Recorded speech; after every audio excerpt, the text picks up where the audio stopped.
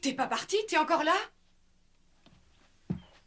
Je reprendrai mes affaires après mon travail. Ouais, et bah tu risques de les retrouver sur le paillasson. Tu veux ton petit déjeuner? Laisse, je prendrai le petit déjeuner au café. Il n'en est pas question. Pour que t'ailles raconter à Charlie, Bobby et Les que je t'ai flanqué à la porte, pas question que je te laisse partir travailler avec le ventre vide. Tiens. Merci. T'es gentil. Écoute, Mélissa, toute cette histoire n'est qu'un malentendu, je t'assure. Je te jure que cette fille n'a jamais compté pour moi. T'as bien couché avec elle plusieurs fois. Je te fais toutes mes excuses. Tu veux que je me traîne à tes pieds, peut-être? Tu te repens parce que tu m'as trompé ou parce qu'on m'a tout raconté? Dis-moi ce qu'il faut que je fasse. Écoute-moi, tu peux me demander ce que tu veux. Je te donne ma parole que je le ferai. Je ne crois plus en ta parole. Mélissa.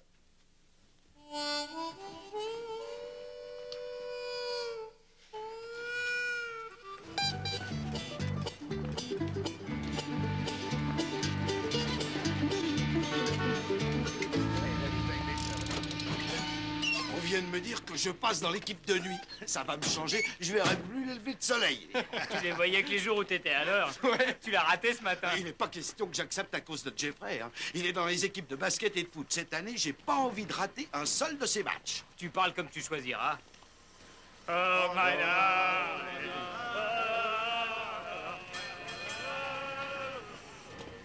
Wilson, Parker, attendez tous les deux. Vous n'irez pas au puits 15 ce matin. Oh, et ça, c'est une On bonne ira nouvelle. s'entraîner au golf. Nous avons besoin de gars à la jonction. À la jonction? Mais c'est stupide. C'est la partie de la mine qu'on n'exploite plus parce qu'on n'y trouve plus de charbon. Ce sont les ordres à leur exécution, c'est compris? Un géophysicien envoyé par l'université est venu il y a un mois. Et il a dit qu'il y a pour des millions de dollars de charbon là-bas. Quoi, pour les gaz? Oui, pour la transformation en gaz. On a une usine expérimentale à Sharpston qui se spécialise là-dedans. Allez, tout le monde au boulot. Eh les gars, vous savez, j'ai entendu dire qu'ils mélangeaient le charbon avec un truc pour faire du gaz. Alors t'imagines ce qu'on peut faire avec tout ce charbon? Mais la prochaine fois qu'ils augmentent le prix du pétrole, on pourra les envoyer se faire foutre. J'ai pas envie d'entendre parler de ça toute Ouais, la la matinée. gazéification, c'est moins important qu'un match de foot ou de basket. Tu comprends quelque chose? Non. J'ai déjà dit que cette partie de la mine a plus de 100 ans. Oui, t'as peut-être raison, c'est bien possible. Charlie, peut-être qu'on peut encore demander à changer d'équipe. Alors, 13C. 13D, bah, c'est pas encore ça. Eh, qu'est-ce qui se passe, Charlie? Ça va pas? Après le tournant, on devrait être au pilier 11 et on se trouve au 13. Peut-être que quelqu'un a changé les numéros quand on a fermé cette jonction. Non, je crois plutôt qu'on a dû se tromper à un moment donné. Là. Laisse, Bobby, vous allez repartir au puits et téléphoner à ce bon vieux Schmidt. D'accord. Eh, Charlie, si on n'est pas revenu à midi, comment c'est sans nous? Allez, filez les gars, et revenez aussi vite que possible. On va peut-être nous laisser creuser ici pour le reste de notre vie. Je pense pas que ça te dérangerait beaucoup. Et tu pourrais transformer cet endroit en petit nid. Qu'est-ce que t'en penses, hein? En ce moment, il paraît que t'es à la rue. là. Charlie? Attends, il y a quelque chose que je comprends pas. Viens jeter un coup d'œil là-dessus. John, attention!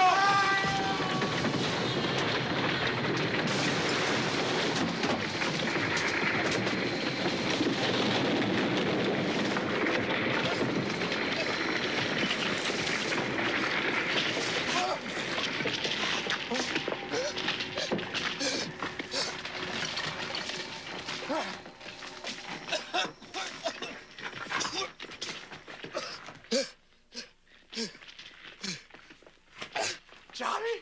Charlie! Charlie! Charlie!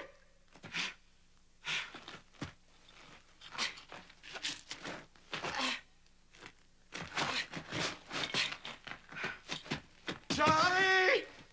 Charlie!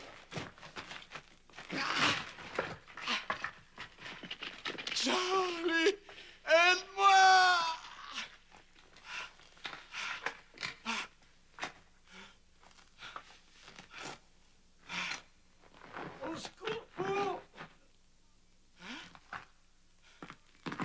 Charlie?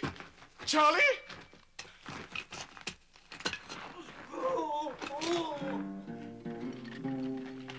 Y a quelqu'un? Qui est là?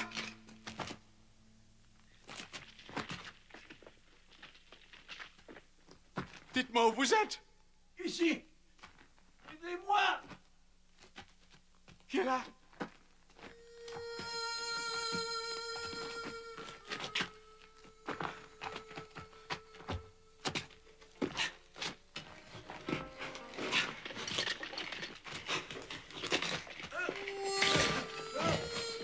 Au secours. Attends, je vais te sortir de là. Ah, t'en fais pas. Ça va aller, ça va aller.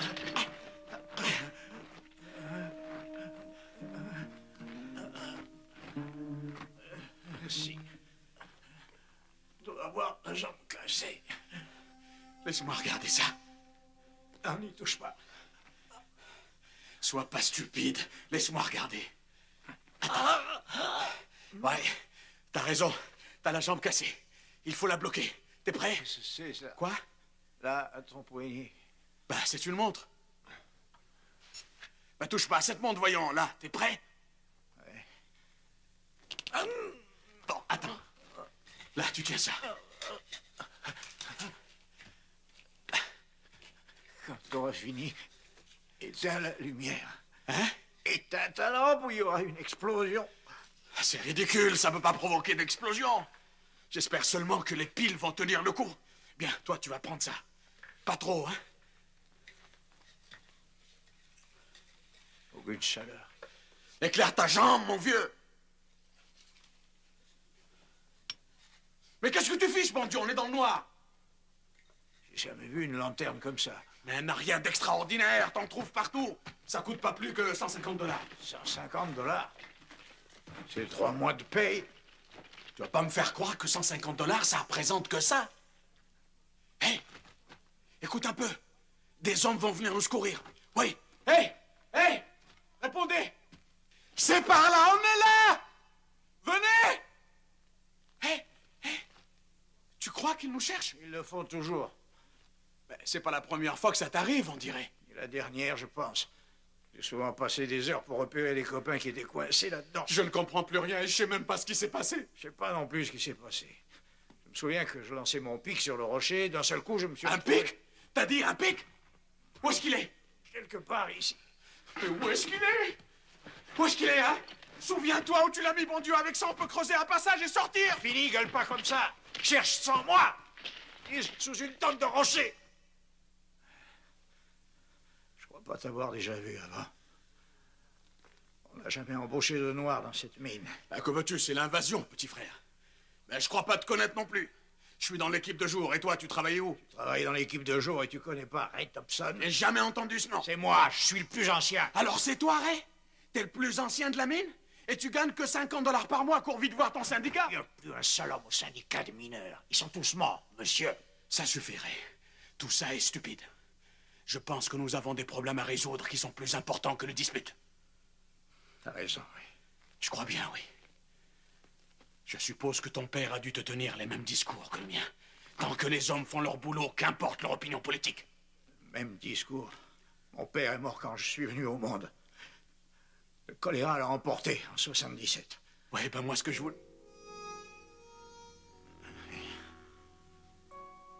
T'as dit 1877? 77. Écoute, Ray, ça veut dire que t'as près de 110 ans. C'est pas croyable. À mon anniversaire, j'ai fêté mes 35 ans. Tu te fous de moi ou quoi? Je suis pas très bon en maths, mais je sais quand même que si t'es né en 1877 et que tu viens d'avoir 35 ans, eh bien, actuellement, on serait en 1912. C'est bien ça. Septembre 1912. Le 16, pour être précis.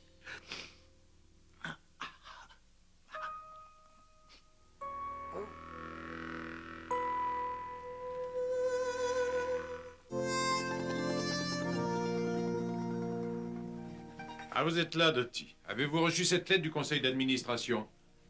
Pourquoi me regardez-vous comme ça? Révérend Bellet, je n'ai pas à me mêler de vos affaires car vous êtes assez grand pour mener votre vie. Feriez-vous croire que vous ne vous mêlez plus de mes affaires? Je croyais que vous deviez aller porter une lettre à Melissa Parker hier, révérend. Je devais le faire, c'est exact, Dottie, mais Monsieur Ritter a téléphoné pour m'avertir que sa femme avait eu une attaque cardiaque et j'ai passé mon temps à l'hôpital. Je comprends. Cette lettre traîne ici depuis combien de temps? 60 ans environ? 1912. Et personne n'a pensé à la remettre à Melissa. Il se peut que cette lettre contienne un message très important pour elle. Je ne comprends pas pourquoi personne n'a parlé de l'existence de cette lettre à Melissa Parker. Au point où nous en sommes, ça peut attendre encore un jour. Révérend Bellet, cette lettre a été remise dans votre église. Et si elle vous a été confiée, c'est dans un but précis. Vous devez la remettre. John n'est marié que depuis quelques années seulement. Et avant, il n'y a pas eu de Melissa Parker. Je ne veux pas vous contrarier, Madame Clark. Je vais remettre ce courrier à Madame Parker. J'avoue ne toujours pas comprendre l'urgence de cette lettre après tant d'années. Oh, mon Dieu. Qu'il y a eu un éboulement à la mine. Il doit y avoir des mineurs blessés.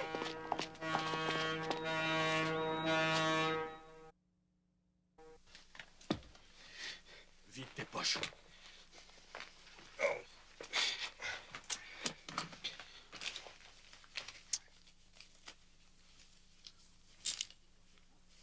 C'est quoi? T'es fou?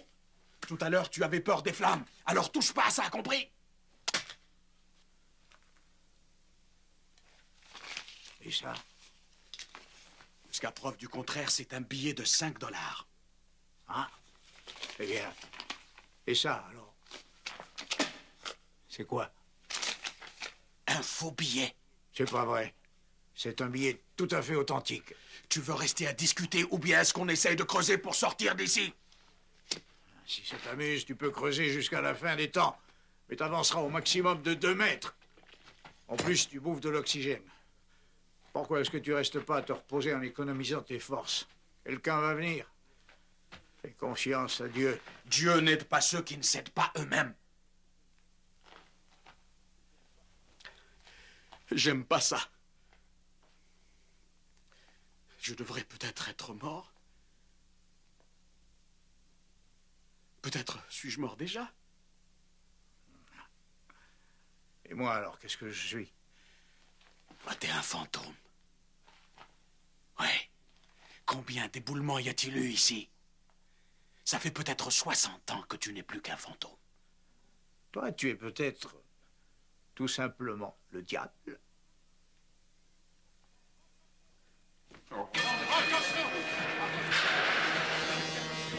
Le D13, c'est par là, allez-y. Oui, au D13. Une galerie s'est écroulée, plusieurs de nôtres sont prisonniers dedans. Personne n'a réussi à les localiser. Il faut absolument qu'on les retrouve très vite. Allez au boulot! Circulez, laissez-nous travailler. On vous tiendra au courant. Qui était avec toi? Seulement laisse. Où était Charlie et Parker? Il se dirigeait vers la jonction quand tout s'est écroulé. Ah, merde. Attention, poussez-vous! Est-ce que Johnny est là-bas? Ça y est, Où est au moins, on Parker? les a retrouvés. Il a de la chance, tout est effondré. Laissez passer! Bon sang. De toute ma carrière de mineur, j'ai jamais vu un tel éboulis. Ça m'étonnerait qu'ils soient encore vivants. Tu veux peut-être qu'on abandonne? Non! On va essayer autre chose. Ernst, Keller, envoyez l'équipe de secours vers la jonction. Bobby vous montrera le chemin. Les, fais remonter les gars qui sont au P6 et envoie-les à la jonction par l'autre côté. Qu'ils prennent des pics et des pelles. D'accord. Magne-toi! Remets-vous, les mecs! Ray, j'ai du mal à respirer. Il n'y a presque plus d'oxygène. Faut être patient et économiser nos forces. Il faut plus parler alors. Si on peut plus parler, autant mourir. Tu sais, à une époque, j'étais amoureux. Elle s'appelait Ellie Carter. Elle avait une sœur, Sarah, sa jumelle. Toutes les deux se moquaient sans arrêt de moi. Elles se faisaient passer l'une pour l'autre. Et elles m'ont fait le coup quand j'ai demandé Abby en mariage. J'étais si nerveux que je ne les ai pas différenciés. Alors j'ai demandé la main de Sarah. Elle a dit oui. Abby ne m'a pas adressé la parole pendant plusieurs semaines. C'est laquelle? Abby ou Sarah? Sarah, bien sûr. Celle qui a dit oui. C'est tout à fait le genre de femme que j'aime. T'es marié, John? Oui. Ça fait plusieurs années déjà. Elle s'appelle Melissa. C'était ma meilleure copine à l'école. Sarah et moi, on est mariés depuis 5 ans. 5 ans de bonheur, j'espère. Parfois oui, parfois non. Tu vois, actuellement pour moi, c'est pas la joie. J'ai fait trop de bêtises. Bêtises que je vais payer pour le restant de ma vie. Ma mère me disait que la nuit était la mort du ciel. Et chaque matin, il renaît. Depuis toujours. La vie recommence.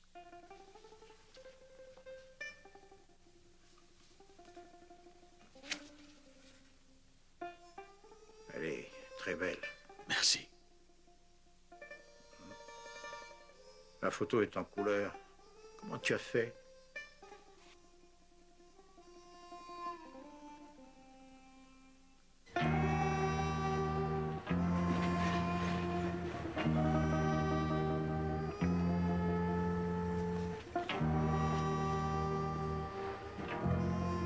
Madame Parker.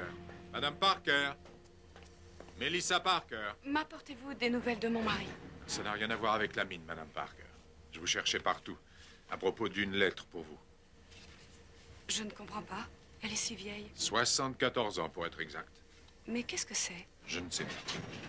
Mais vous êtes bien Melissa Parker. On m'a demandé de vous remettre cette lettre, mais je ne connais pas l'expéditeur. Ouvrez-la.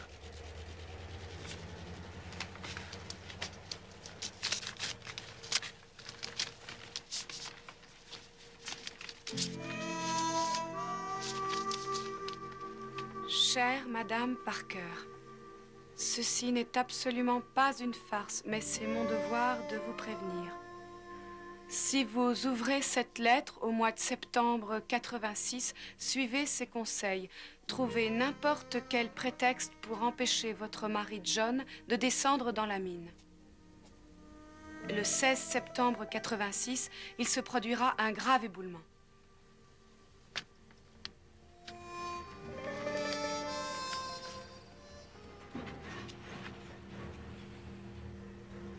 Écoutez, j'ai besoin de votre matériel et je veux qu'on l'apporte maintenant.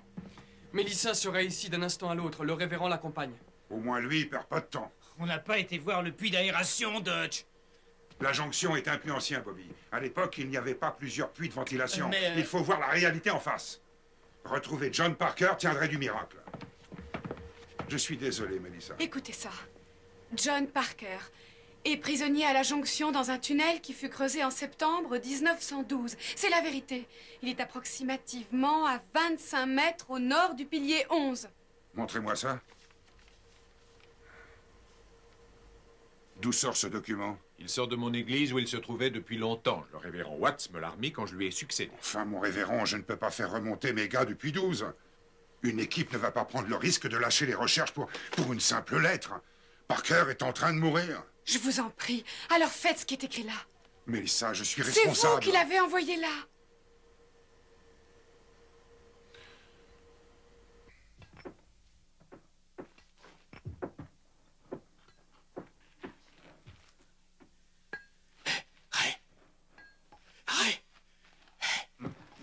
T'entends?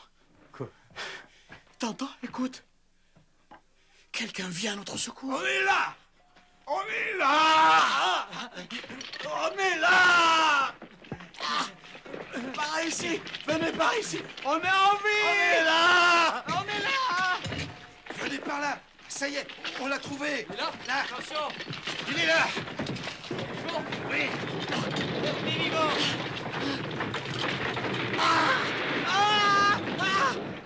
Je suis dessous!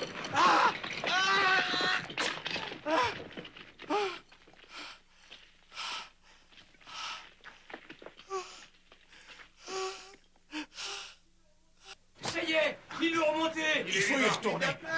John est resté là-dessous. Mettez-le ici! Attention, doucement! John Parker est encore dessous.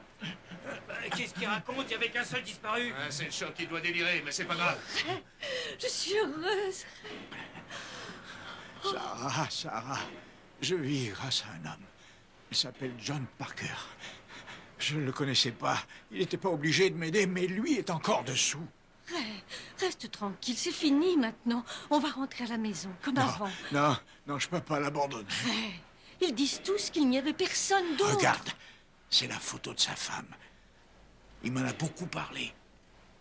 Cette photo est peinte? Ce que je vais te dire va te sembler fou. Cet homme appartient au futur. Je ne sais pas d'où ni comment. Elle doit être morte d'angoisse comme tu l'as été pour moi. Je dois l'aider, ma chérie, même si je devais retourner moi-même dans cette mine. Mais... Non, Sarah, dépêche-toi. Donne-moi un crayon et du papier.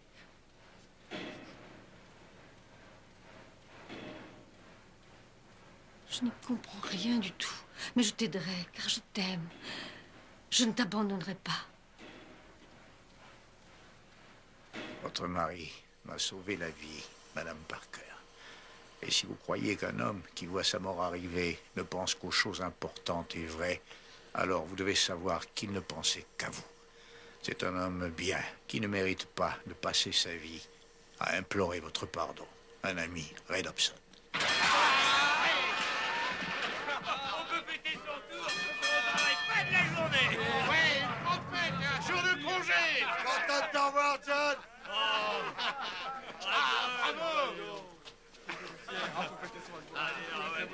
C'est fini, ma Mélissa. Mélissa. Pardonne-moi. Pardonne-moi. Rentrons chez nous.